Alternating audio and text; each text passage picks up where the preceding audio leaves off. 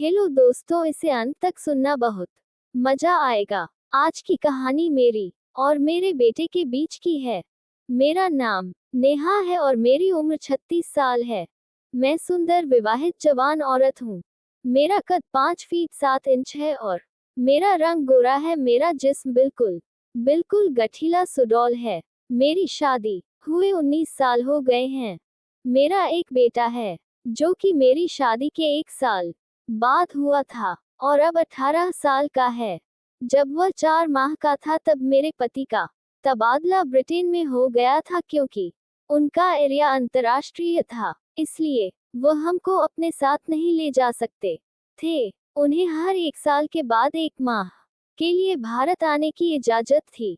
विदेश जाना उनकी मजबूरी थी, इसलिए मुझे और मेरे बेटे को अकेला छोड़ गए थे। हम अकेले ना रहे, इसलिए मेरे पति ने मेरे छोटे ससुर यानी कि चाचा को हमारे साथ रहने के लिए शहर बुला लिया था। मेरे ससुर जब हमारे साथ रहने के लिए आए तब उनकी उम्र 48 साल की थी।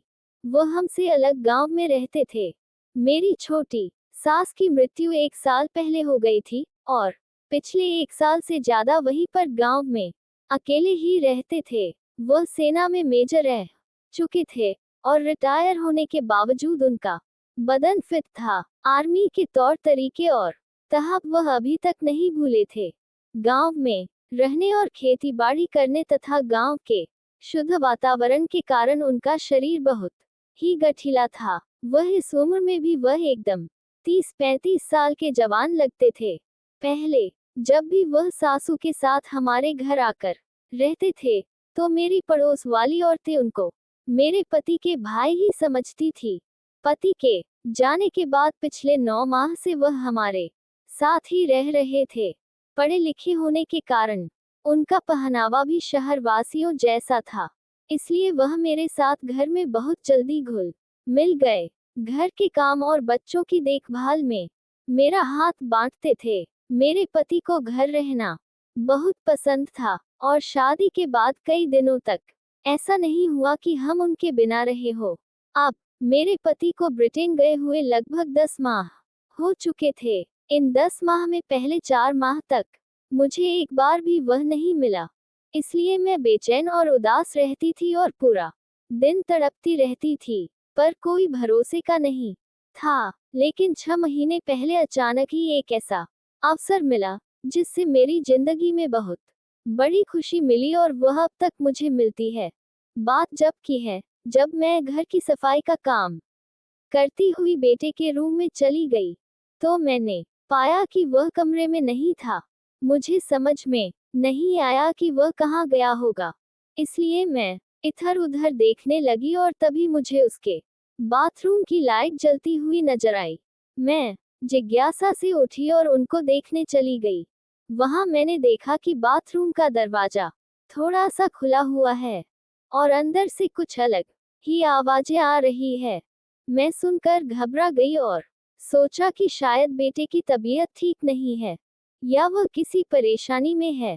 मैं डर कर जल्दी से बाथरूम का दरवाजा खोलकर अंदर झांकने लगी। अंदर का नजारा देखा, मेरे तो होश उड़ गए। बेटा अपने बाबू की बड़े आराम से मालिश कर रहा था। इससे पहले मैं अपने आप को संभालती तब तक मैंने देखा कि बेटा जोर जोर से सिसकियां ले रहा था।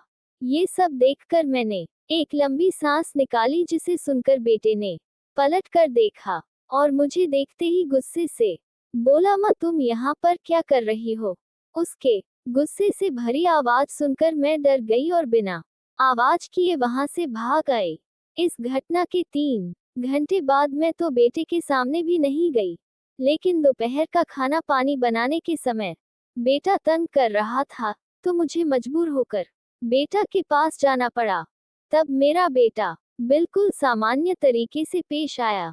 इससे मेरी जान में जान आए और मैं उनके सामने आने जाने लगी और सामान्य तरीके से बात करने लगी। लेकिन उस घटना के बाद अगले दिन भी मैं उसी नज़ारे के बारे में सोच रही थी। दूसरे दिन रात को सोने के वक्त मेरा दिल बहुत उदास होने लगा। जब मेरा मन नहीं लगा तो मैं बेटा के रूम में गई और उसने मुझे तेल लाने को कहा। मैंने उन्हें तेल लाकर दिया तो उसने मेरे पेट पर लगाना शुरू कर दिया। उसके बाद मैं अपने कपड़े बदलने चली गई।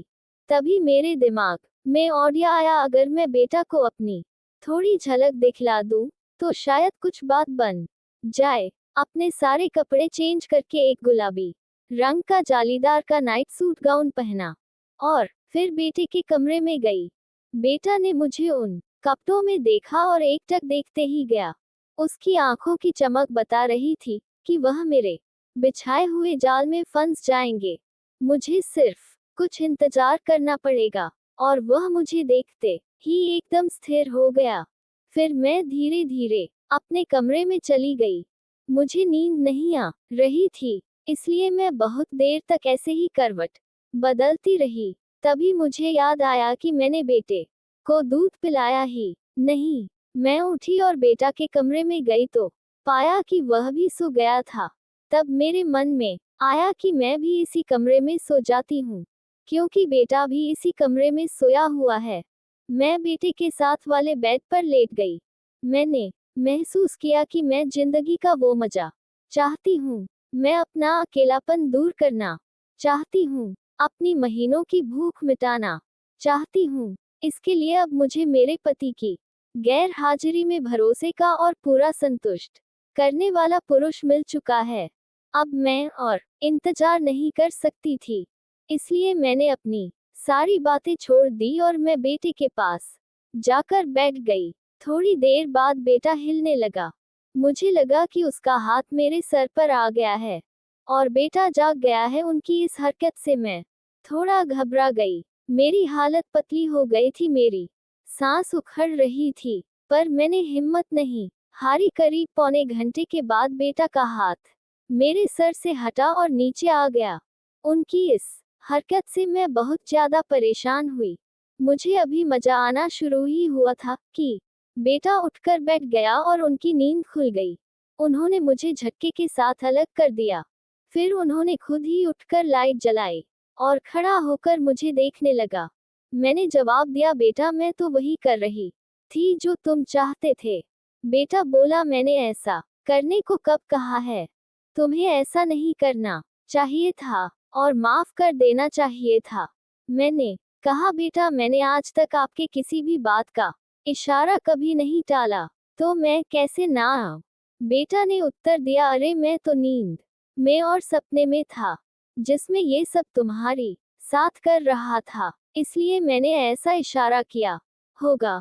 मैंने कहा, बेटा तो क्या हो गया अगर मैंने इशारे को समझकर आपकी सेवा कर दी तो?